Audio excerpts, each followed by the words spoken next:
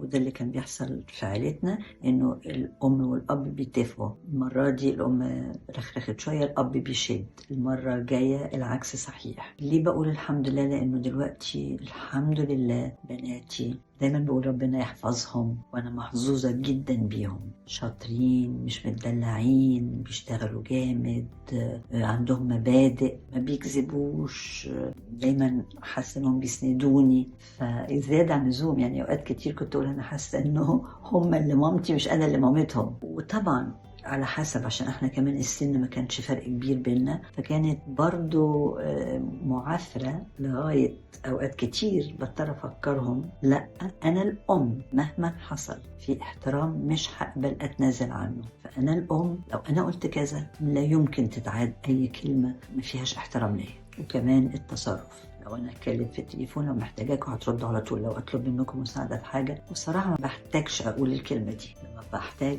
اي مساعدة على طول بلاقيهم موجودين. بتمنى لكم انتوا كمان مشوار امن، وانكم تحسسوا ولادكم انهم ممكن مهما حصل يجوا يحكوا لكم وياخدوا نصيحتكم، وتبقى علاقة مسلية مع بعض.